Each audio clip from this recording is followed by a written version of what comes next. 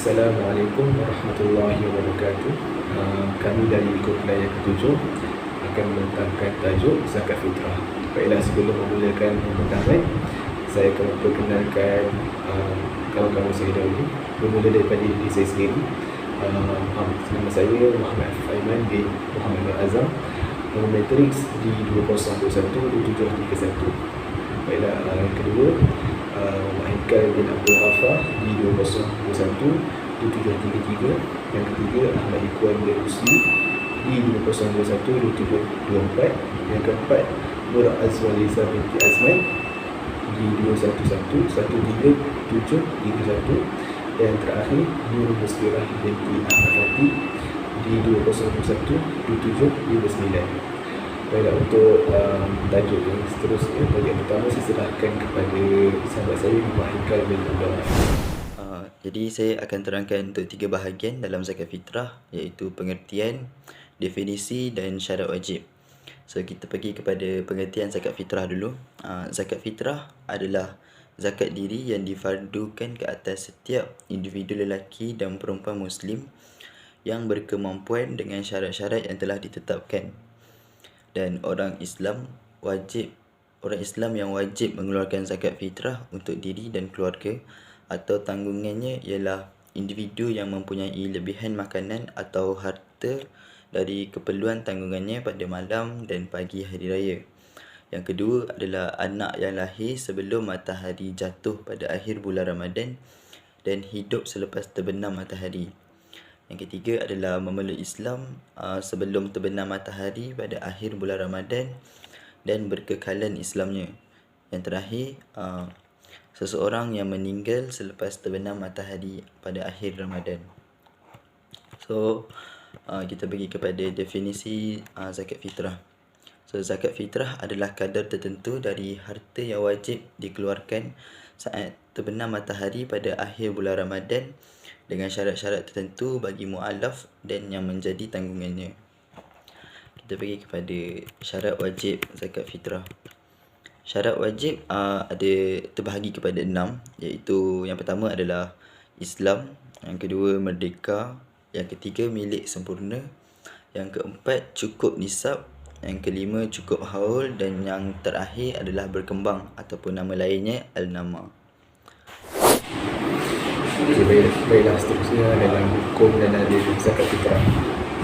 Seperti mana yang kita tahu, zakat fitrah ni adalah satu perkara yang wajib bagi Muslim untuk ditunaikan pada hari berbuka ataupun ketika tidak berpuasa lagi pada bulan Ramadan.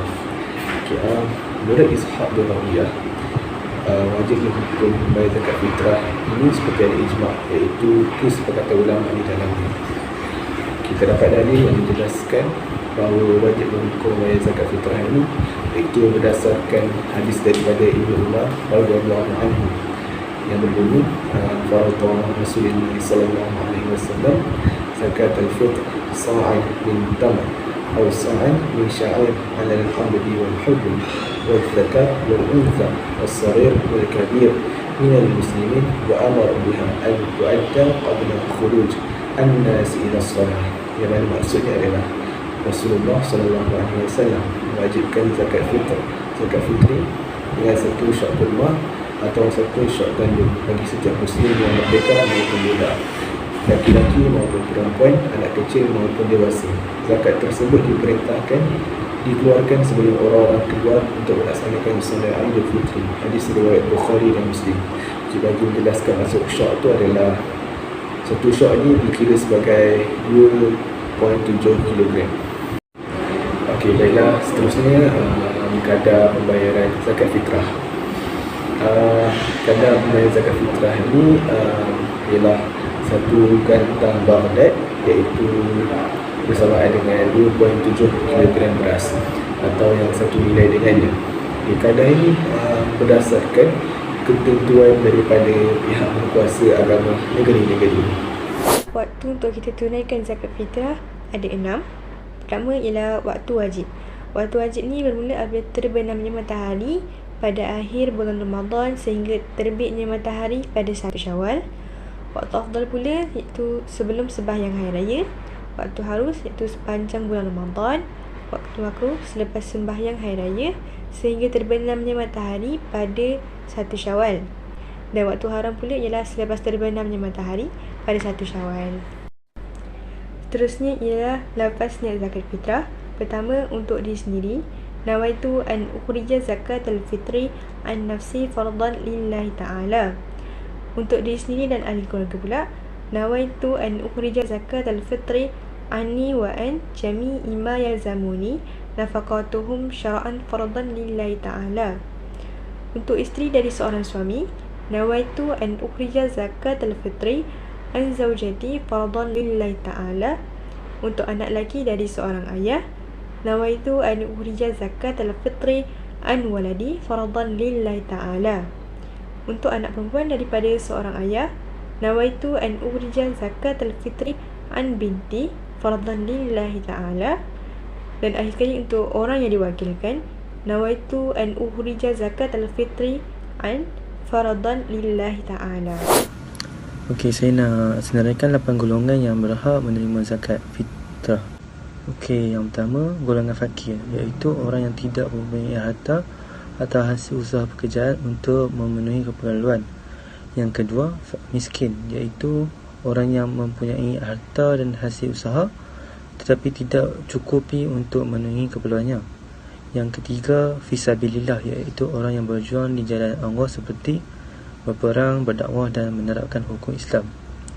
Yang keempat iaitu golongan mu'alaf, iaitu kelompok yang dianggap lemah imannya kerana baru memeluk Islam.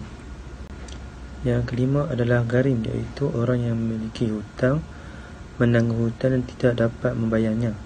Yang keenam iaitu ibn sabil, orang yang terputus bekalnya dalam perjalanan atau musafir dan pelajar di perantauan. Yang ketujuh iaitu amil zakat, iaitu penitia penerima zakat dan pengeluar zakat. Yang ke-8, riqab, iaitu hamba sahaya atau budak. Akibat tidak menunaikan zakat fitrah. Yang pertama adalah mendapat kemurkaan Allah SWT. Yang kedua, diri terus diliputi sifat bakhil dan sombong. Yang ketiga, tidak tenang dalam hidup walaupun berharta. Dan keempat, hati menjadi keras dan tidak berperikemanusiaan. Yang last sekali iaitu ibadah puasa tidak sempurna. Hikmah menunaikan zakat fitrah, antaranya kita dapat membersihkan harta yang kita miliki, menghapuskan dosa, membantu para fakir miskin serta dapat menanamkan sifat toleransi. Seterusnya kita dapat meningkatkan rasa bersyukur terhadap Allah Subhanahu Wa Taala. Seterusnya kita dapat meningkatkan keimanan dan memperolehi jiwa yang tenang. Kesimpulan yang kita dapat buat di sini ialah menunaikan zakat fitrah adalah satu perkara yang sangat penting kerana ia merupakan hukum yang wajib dilaksanakan bagi umat Islam yang berkemampuan. Menunaikan zakat fitrah memberikan banyak manfaat bagi orang yang kurang berkemampuan. Di samping itu, ia turut juga memberikan faedah kepada diri kita sendiri. Antaranya dengan adanya waktu-waktu yang telah ditetapkan ketika membayar zakat fitrah, mampu membentuk jati diri kita supaya lebih berdisiplin. Menunaikan zakat fitrah bukan sahaja dapat merapatkan hubungan silaturahim sesama umat Islam, tetapi ia turut juga menjadikan kita insan yang dapat dicontohi pada masa yang akan datang. Kita sebagai umat Islam berasa sangat berbangga dan beruntung kerana mendapat peluang menunaikan zakat fitrah. Ini kerana kita dapat memberi peluang kepada fakir miskin untuk merasai kebahagiaan ketika menyambut hari yang mulia.